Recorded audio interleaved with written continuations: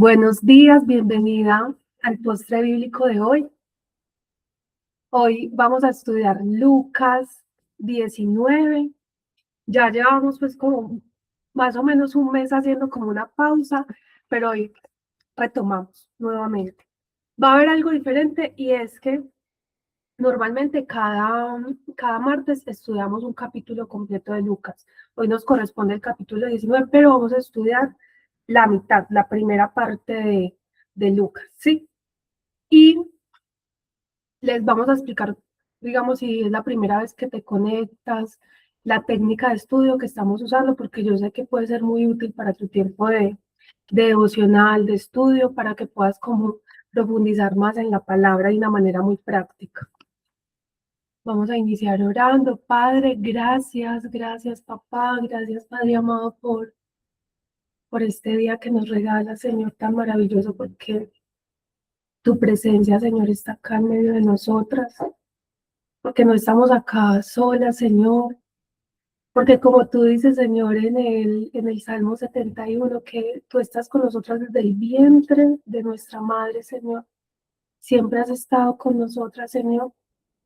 Y hoy reconocemos tu presencia, Señor, y reconocemos que tú estás aquí, y reconocemos que esta palabra no es un escrito más, no es un libro más, es tu palabra y es viva y eficaz, y por eso te pedimos que nos hables en el nombre poderoso de Jesús. Que no sea, Señor, un grupo otro grupo más en el que nos conectemos, Señor, porque abundan los grupos, Señor, y qué bendición que cada vez más se hable de tu palabra, pero no queremos, Señor, unirnos, Señor, a un grupo más, sino que verdaderamente tu palabra nos transforme, tu palabra, Señor, se haga viva y evidente en nosotras, papá. Te lo pedimos en el nombre de Jesús, háblanos, Señor, y yo te pido, Señor, que seas tú dirigiéndome, que seas tú usándome, que seas tú poniendo, Señor, tus palabras en mi boca. Gracias, Señor, gracias en el nombre de Jesús.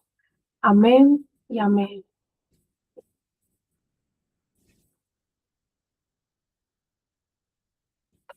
Vamos a explicar rápidamente la técnica de estudio y en esta técnica de estudio nos hacemos inicialmente 3 preguntas. ¿Qué dice? ¿Qué significa y qué aplicación tiene para mi vida? En qué dice es mirar todo ese contexto histórico, cultural, el, el mensaje original que se quiso decir a través de ese texto, a quién iba dirigido, quién fue el autor que escribió ese texto que voy a estudiar. Y cuando yo veo como todo ese panorama, todo ese contexto, voy a poder entender mucho mejor lo que voy a leer, lo que voy a estudiar. ¿Eso en qué dice? Ahí en esa parte podemos comparar lo que estamos leyendo en diferentes traducciones de la Biblia para ampliar aún más como ese conocimiento, podemos mirar concordancias, podemos mirar comentarios bíblicos, ¿sí? Esa en la primera parte. En la segunda parte de qué significa, ahí me voy a hacer otras 4 preguntas que son en las que voy a meditar y en las que voy a profundizar en lo que estamos estudiando.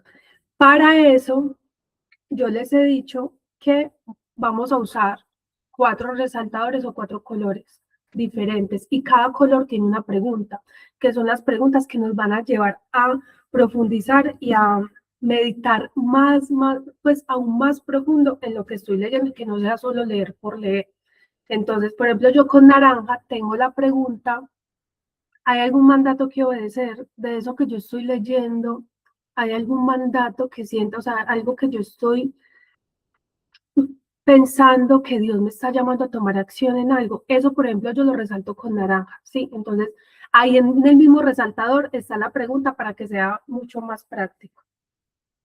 Por ejemplo, yo con verde tengo la pregunta, ¿hay algún pecado que evitar o del cual arrepentirme? Con eso, entonces, medito en esa pregunta. Si literalmente en el texto dice algo de lo que yo tenga que arrepentirme, algo de lo que yo tenga que evitar, entonces lo resalto. Si no, entonces, hay veces no está como literal, pero sí en lo que leo puedo como ingerir qué es eso que debo evitar o lo que me debo arrepentir. Y recordemos que eso es muy importante porque muchas veces leemos la palabra y leemos queriendo que Dios nos diga algo lindo, que Dios nos anime, que Dios nos diga que somos, mejor dicho, sus princesas. Y sí, o sea, sí, eso es verdad. Pero lo que realmente nos va a llevar a la transformación es el arrepentimiento. Entonces, por eso esta pregunta es tan importante. O sea, ¿hay algo que yo deba evitar o que me deba arrepentir, que deba dejar de hacer? Me hago esta pregunta. Por ejemplo, con azul, yo tengo la pregunta, ¿qué me está enseñando de Dios? Esto que estoy leyendo, que estoy estudiando hoy, ¿qué me está enseñando de Dios? Vuelvo y digo, porque muchas veces nos acercamos a la palabra o sea, y nos acercamos a la palabra desde el ego, desde, bueno, esto qué dice de mí, esto para qué me sirve a mí, pero esta pregunta nos hace como aterrizar y poner los pies sobre la tierra y es, ¿qué me está enseñando de Dios? O sea, dejo de mirarme como ensimismarme en mí por un momento y me pregunto, ¿esto qué me está enseñando de Dios? ¿Sí? Y con rosado yo tengo la pregunta, ¿hay alguna promesa que reclamar? Entonces, de esto que estoy estudiando, qué promesa me está entregando el Señor hoy? Y, por ejemplo, yo con rosado resalto las promesas. Así, cuando yo abra la Biblia, cada color va a tener un significado, cada color va a tener un propósito y así va a ser mucho más fácil el proceso de aprendizaje. Listo, esa es la técnica de estudio que estamos usando y después de meditar en esas preguntas está la última que nos hacemos pues en esta técnica y es ¿qué aplicación tiene para mi vida? Y en esa pregunta, ¿qué? O sea, según la realidad que cada una esté pasando, según las preguntas que cada una le esté haciendo a Dios, eso que yo estoy estudiando hoy, ¿qué aplicación tiene para mi vida? Y ahí también es muy importante escribir las que de pronto escriben en el diario de devocional o de oración, escribir qué acciones voy a tomar para poner en práctica eso que aprendí hoy. Porque, o sea, siempre lo hemos recordado, y es que la mujer, ¿de qué se diferencia la mujer sabia de la necia? De que la necia también lee la palabra, también se puede preguntar así, hacer preguntas, meditar en ella, pero al final lo que las diferencia, o sea, es que la mujer sabia pone en práctica, ¿sí? Entonces es muy importante que siempre, o sea, siempre al final del estudio bíblico o el devocional, como que nos comprometamos en poner en práctica eso que el Señor nos está enseñando. Listo. Voy a leer entonces el capítulo 19 de Lucas, lo voy a leer en nueva traducción viviente. Recuerden que vamos a leer hoy la primera parte. Hoy va a ser un poquito diferente porque siempre leemos el capítulo completo. Hoy vamos a leer la primera parte, que son los dos primeros apartados. Dice, Lucas 19. Jesús entró en Jericó y comenzó a pasar por la ciudad. Había allí un hombre llamado Zaqueo. Era jefe de los cobradores de impuestos de la región y se había hecho muy rico. Zaqueo trató de mirar a Jesús, pero era de poca estatura y no podía ver por encima de la multitud. Así que se adelantó corriendo y se subió a una higuera sicomoro que estaba junto al camino, porque Jesús iba a pasar por allí. Cuando Jesús pasó, miró a Zaqueo y lo llamó por su nombre. Zaqueo, le dijo, baja enseguida, debo hospedarme hoy en tu casa. Zaqueo bajó rápidamente y lleno de entusiasmo y alegría. Llevó a Jesús a su casa, pero la gente estaba disgustada y murmuraba. Fue a hospedarse en la casa de un pecador de mala fama. Mientras tanto, Zaqueo se puso de pie delante del Señor y dijo, Señor, daré la mitad de mi riqueza a los pobres, y si estafé a alguien con sus impuestos, le devolveré 4 veces más. Jesús respondió, la salvación ha venido hoy a esta casa, porque este hombre ha demostrado ser un verdadero hijo de Abraham, pues el Hijo del Hombre vino a buscar y a salvar a los que están perdidos. Parábola de los 10 siervos. La multitud escuchaba todo lo que Jesús decía. Y como ya se acercaba a Jerusalén, les contó una historia para corregir la idea de que el reino de Dios comenzaría de inmediato. Les dijo, un hombre de la nobleza fue llamado a un país lejano para ser coronado rey y luego regresar. Antes de partir, reunió a 10 de sus siervos y dividió entre ellos 5 kilos de plata, diciéndoles, inviertan esto por mí mientras estoy de viaje. Pero sus súbditos lo odiaban y enviaron a una delegación tras él a decir, no queremos que él sea nuestro rey. Después de que lo coronaron rey, volvió y llamó a los siervos a quienes les había dado el dinero. Quería saber qué ganancias habían tenido. El primer siervo informó, amo, invertí tu dinero y multipliqué 10 veces el monto inicial. Bien hecho, exclamó el rey. Eres un buen siervo, has sido fiel con lo poco que te confié, así que como recompensa serás gobernador de 10 ciudades. El siguiente siervo informó, amo, invertí su dinero y multipliqué 5 veces el monto inicial. Bien hecho, exclamó el rey, serás gobernador de 5 ciudades. Pero el tercer siervo trajo solo la suma original y dijo, amo, escondí su dinero para protegerlo, tenía miedo, porque usted es un hombre muy difícil de tratar, que toma lo que no es suyo y cosecha lo que no sembró. Siervo perverso, dijo el rey a gritos, tus propias palabras te condenan. Si sabía que era un hombre duro, que tomo lo que no es mío y cosecho lo que no sembré, ¿por qué no depositaste mi dinero en el banco? Al menos hubiéramos podido obtener algún interés de él. Luego, dirigiéndose a los otros que estaban cerca, el rey ordenó, quiten el dinero de este siervo y désenlo a quien tiene 5 kilos. Pero amo, le dijeron, él ya tiene 5 kilos. Sí, respondió él, y a los que usan bien lo que se les da, se les dará aún más. Pero a los que no hacen nada, se les quitará aún lo poco que tienen. En cuanto a esos enemigos míos que no querían que yo fuera su rey, tráiganlos y ejecútenlos aquí mismo en mi presencia. Bueno, hasta ahí vamos a leer hoy. Y yo quiero, o sea, y yo quiero detenerme, bueno, primero acá en la historia de Saqueo. Y Saqueo, pues como dice acá el mismo texto bíblico, era el jefe de recaudadores de impuestos. Y recuerden que siempre tenemos que mirar todo ese contexto cultural y social. Y los recaudadores de impuestos eran súper despreciados porque eran considerados traidores, ¿sí? Y recordemos que en el capítulo anterior de Lucas 18 veíamos la historia que contaba, la historia que nos narraba ese capítulo del fariseo y el recaudador de impuestos. Que el fariseo decía, Padre, gracias, porque yo no soy como ese pecador, ese recaudador de impuestos, que yo sí ayuno, que yo, mejor dicho, hago de todo. Y en cambio, el recaudador de impuestos estaba a lo lejos del altar y con o sea, con su cabeza, mejor dicho, agachada, inclinada, él reconocía su pecado y le decía al Señor que lo perdonara, o sea, que no era digno y que lo perdonara. Y Jesús nos decía que el que salió justificado fue el que supuestamente era el más pecado. Sí. Entonces miren que mirando como todo ese contexto social de ese momento, los recaudadores de impuestos eran considerados como lo peor de lo peor. Pero miren esto, cuando Jesús le dijo que bajara, que bajara del árbol donde él se trepó porque era de muy baja estatura, entonces él, mejor dicho, corrió y se trepó en ese árbol para poder ver a Jesús.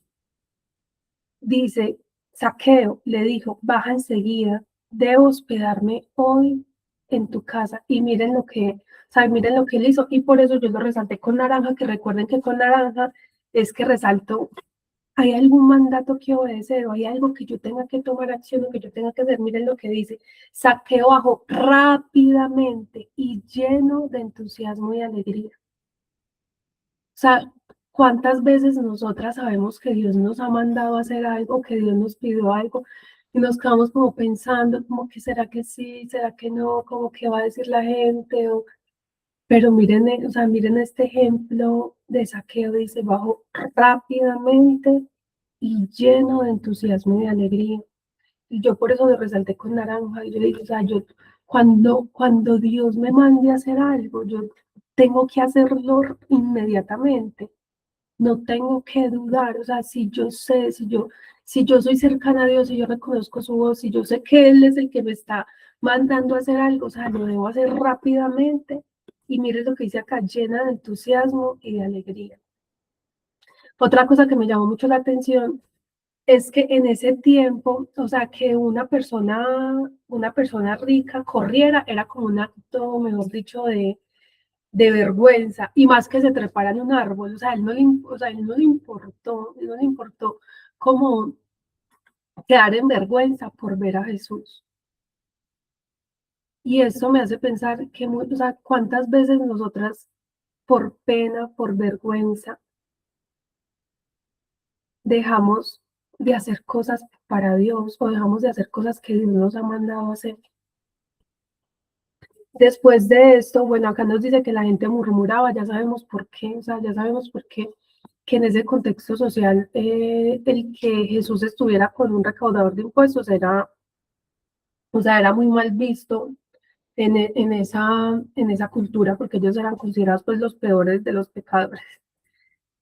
Pero tampoco a Jesús le importó eso. Entonces, miren, o sea, en esta historia yo veo tanto de eso como despojarnos del qué dirán, despojarnos de lo que la gente pueda pensar si sabemos que es algo que Dios, o sea, si es algo que verdaderamente Dios nos ha llamado a hacer. Porque es que en ese momento el que Jesús se sentara a la mesa de alguien, no es como que, oye, ay, no, yo fui y almorcé, no sé, almorcé en la casa de alguien. O sea, en ese tiempo, por eso hay que mirar el contexto social y cultural de esa época, en ese tiempo, el que yo fuera a comer a la casa de alguien era que yo aceptaba a esa persona, era que yo era amiga de esa persona, o sea, era que lo aceptaba como en mi vínculo, ¿sí? Íntimo. Entonces, por eso la gente se escandalizó y murmuraba, pero, o sea, ni a Saqueo le importó la vergüenza de correr y treparse a un árbol para ver a Jesús, ni a Jesús le importó la vergüenza de lo que la gente pudiera decir por ir y rescatar a Saqueo de su pecado y darle la salvación, porque mire lo que dice el versículo 9, Jesús respondió, la salvación ha venido hoy a esta casa, porque este hombre ha demostrado ser un verdadero hijo de Abraham. ¿Cómo lo demostró? Con el arrepentimiento. Recordemos todo lo que hemos hablado en todos estos capítulos que llevamos de Lucas. Y es que si Dios es amor, sí, no podemos dejar de predicar el amor de Dios, pero tampoco podemos dejar de predicar del arrepentimiento, del pecado, porque realmente eso es lo que nos va a llevar a, a la salvación, el arrepentimiento. Y él estaba realmente arrepentido, él estaba realmente arrepentido porque mira lo que él dijo, o sea, Señor, daré la mitad de mi riqueza a los pobres, y si estafé a alguien con sus impuestos, le devolveré 4 veces más. Recuerden que la salvación no es por obras, no es que, ay, no, como él iba a dar la mitad de la riqueza a los pobres, entonces se ganó la salvación, no. Fue por o sea, porque realmente estaba arrepentido, porque realmente reconoció a Jesús como su Señor, como su Salvador. Y en consecuencia o sea, ya como en consecuencia de que era salvo, porque antes él dijo eso, pero antes de que dijera eso, ya Jesús dijo que era salvo. Entonces recordemos que la salvación no es por obras, o sea, la salvación no es por yo hacer muchas obras buenas, no. O sea, ya las obras son consecuencia de que soy salvo, no para ser salva, son consecuencia de que soy salva. Bueno, sigo entonces y de la siguiente historia, de la siguiente parábola, a mí me llamó mucho la atención. Siempre, o sea, siempre nos detenemos como en el siervo que no multiplicó lo que se le dio.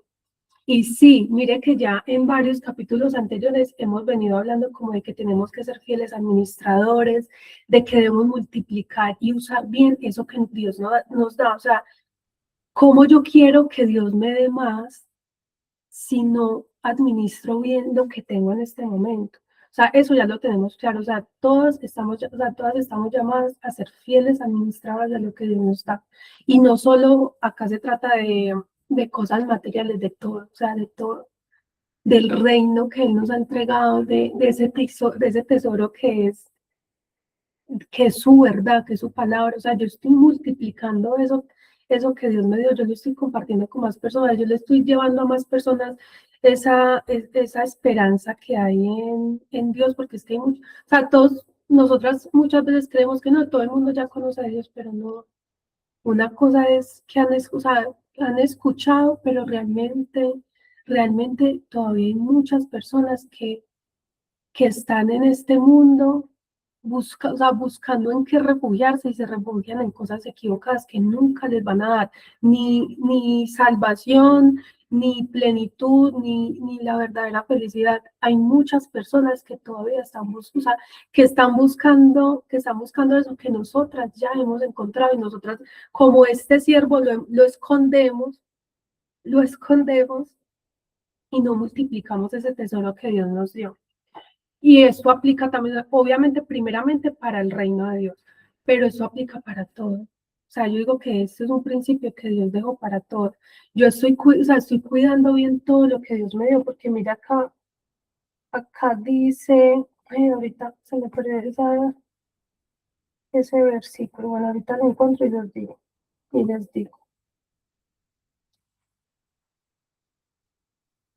Dice, en el 26 dice, a los que usan bien lo que se les da, se les dará aún más.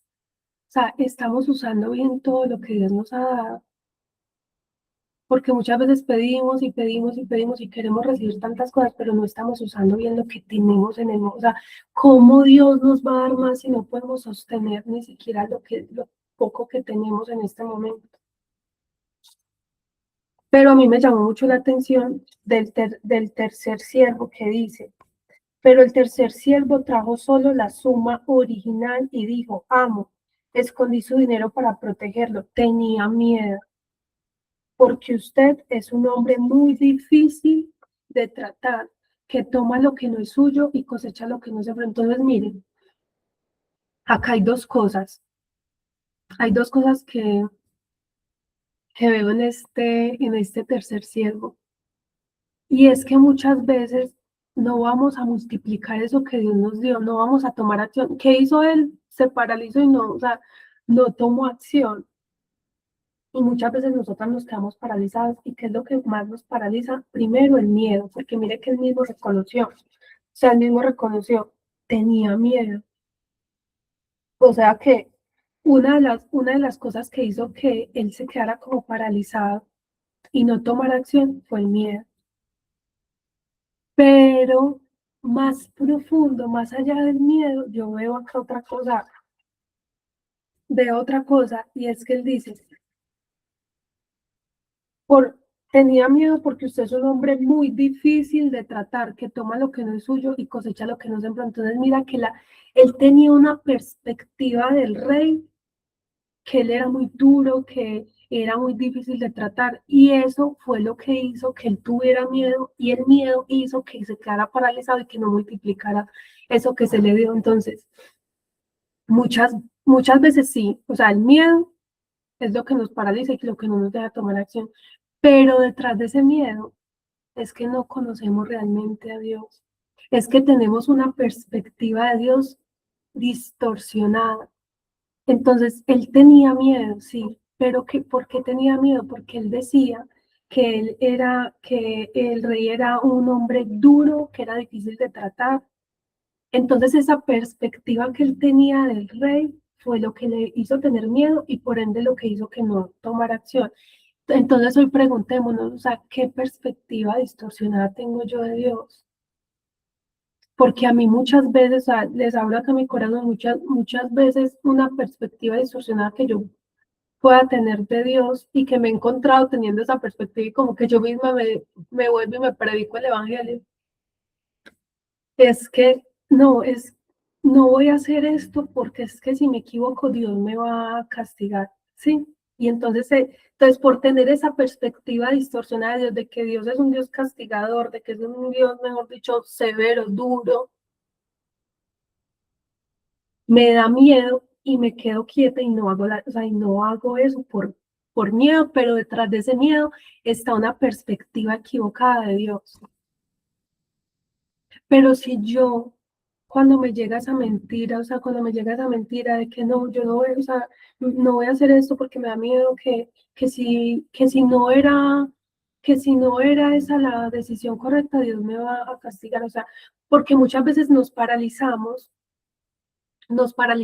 y o sea, y nos engañamos a nosotras mismas y decimos, no, es que yo no voy a hacer esto porque esa no es la voluntad de Dios, pero al final es como nos estamos escondiendo detrás de afrontar de pronto un riesgo o de afrontar como ese, esas consecuencias. No sé si me estoy haciendo entender.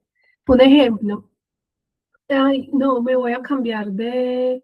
quisiera cambiar de ciudad, pero no, estoy esperando que Dios me dé una señal, porque es que si me voy y no era de Dios, entonces me va a ir súper mal.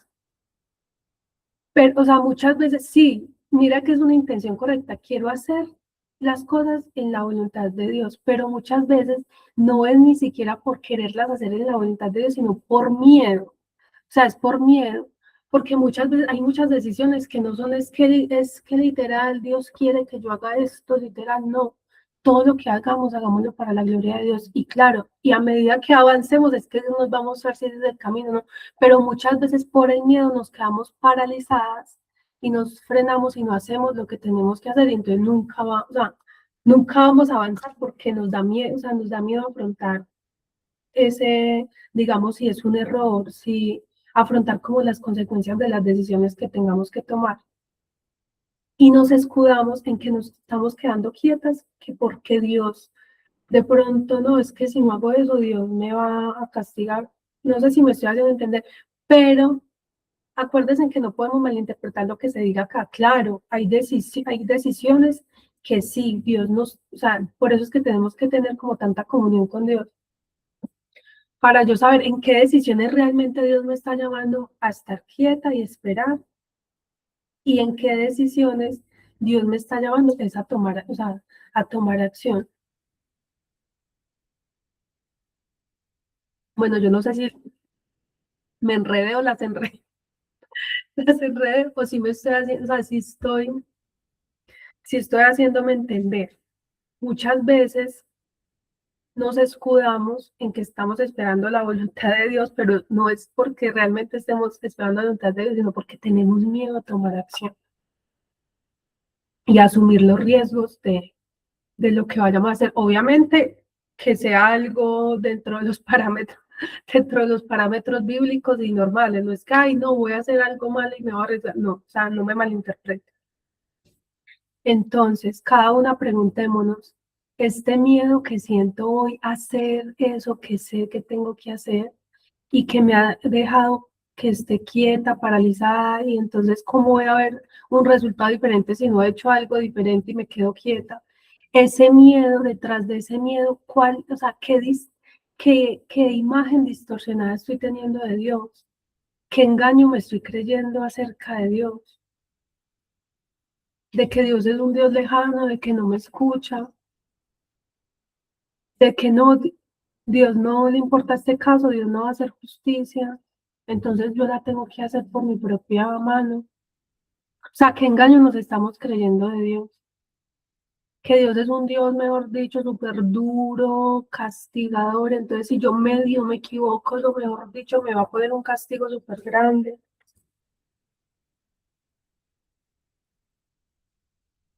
¿Qué perspectiva distorsionada estamos teniendo de Dios? Bueno, entonces, quedémonos con esa pregunta, porque detrás de eso que no hemos podido hacer, detrás de ese miedo, hay una perspectiva distorsionada de Dios. ¿Y cómo yo voy a tener una perspectiva verdadera de Dios? Pues conociéndolo. ¿Y cómo voy a conocer a Dios? A través de su palabra, es la manera más clara. Y por eso siempre acá en el postre bíblico la invitación es que cada una vayamos a la fuente, cada una vayamos a estudiar la palabra.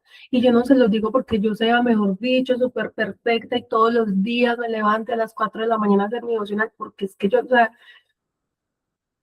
porque yo lo he experimentado y lo sé, más no porque yo lo haga perfecto y todos los días, mejor dicho, yo no falle con mi devocional, no. O sea, que quisiera ya estar como en ese nivel, pero, o sea, pero realmente, niñas, seamos intencionales, y me lo digo a mí misma, seamos intencionales en buscar a Dios en ese tiempo a solas, donde Él nos hable a cada una directamente, donde no nos quedemos con lo que Dios le digo a otra persona solamente, que claro, es muy importante porque somos, o sea, porque eso es la iglesia, nos edificamos los unos a los otros, pero Dios también te quiere hablar a ti de manera personal.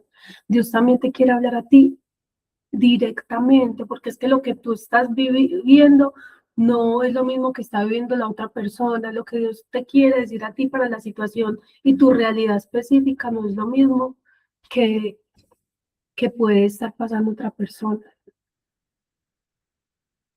Entonces, Padre, gracias, Señor, gracias, Padre amado, por tu palabra, por tu verdad, por todo lo que nos enseñas.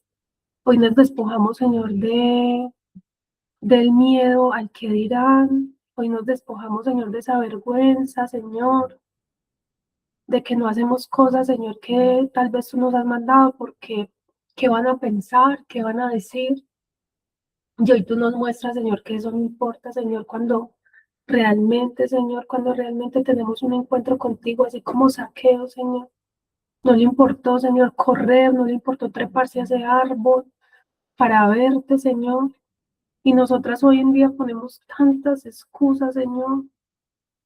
Ponemos tantas excusas que no nos alcanza el tiempo, que tenemos muchas cosas que hacer. Perdónanos, Señor, que quiero dormir más. Claro, el descanso es muy importante, Señor, pero ayúdanos a poder administrar bien todo, como nos enseñabas hoy también en esta parábola de los desiertos, Señor, que administremos bien y que usemos bien todo lo que tú nos has dado. Dentro de eso, Señor, el tiempo, Señor.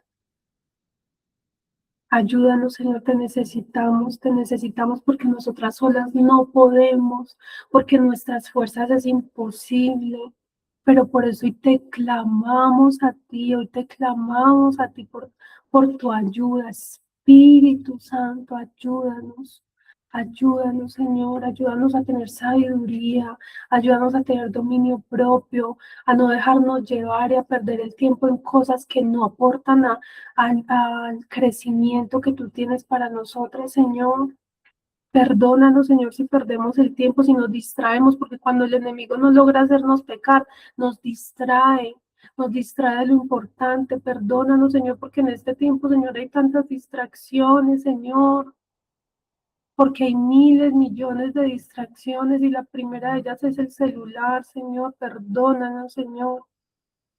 Ayúdanos, Señor, a ser fieles administradores, Señor, de todo lo que tú nos has dado y a no tener miedo de tomar acción, de multiplicar lo que tú nos has dado, de llevar ese tesoro que es tu mensaje, que es tu palabra, que es esa esperanza, Señor, que es esa esperanza que podemos compartir con más personas, Señor, y muchas veces nos quedamos calladas. Perdóname, Señor. Perdóname, Padre. Ayúdanos, ayúdanos, te necesitamos tanto, Dios. Padre, revélanos a cada una cuál es esa perspectiva distorsionada que tenemos de ti y hoy se cae todo engaño, hoy se cae todo velo, hoy se cae todo lo que no nos deja verte como realmente tú eres, Señor, y que por estar viéndote, Señor, con la perspectiva equivocada, nos llenamos de miedo, Señor, y nos quedamos paralizadas y no hacemos lo que tenemos que hacer y no avanzamos en lo que tenemos que avanzar, Señor. Pero hoy tú nos recuerdas, Señor, que tú vas con nosotros. Hoy nos recuerdas, Señor, que así como le diste la salvación a Saqueo, que era considerado uno de los peores pecadores, Señor, así tú mismo, Señor, así tú mismo, si nosotras nos arrepentimos, Señor, tú vienes a nuestro rescate, Señor. Tú nos salvas, Señor. Sálvanos, Señor, sálvanos. Gracias porque tú ya nos dices esa salvación que es la vida eterna, pero también te pedimos que nos salves, Señor, en cada situación que tengamos que vivir cada día, Señor, en cada reto, en cada dificultad, Señor, que tenemos que enfrentar cada día, Señor. Tú conoces, Padre amado, cada situación, Señor, y por eso, Padre amado, confiamos en ti, descansamos en que tú cuidas de nosotros, descansamos, Señor, en que tú eres un Padre bueno, en que tú eres un Padre misericordioso, sí, tú también eres justo, tú eres santo, tú también eres fuego consumidor, pero no podemos vivir pensando solamente que tú eres un Dios castigador y ya. Sí, hay consecuencias, Señor, de las cosas que hacemos, pero tú eres grande en amor y en misericordia y tu mayor placer es amar. Gracias, papá, te amamos. En el nombre de Jesús, amén y amén.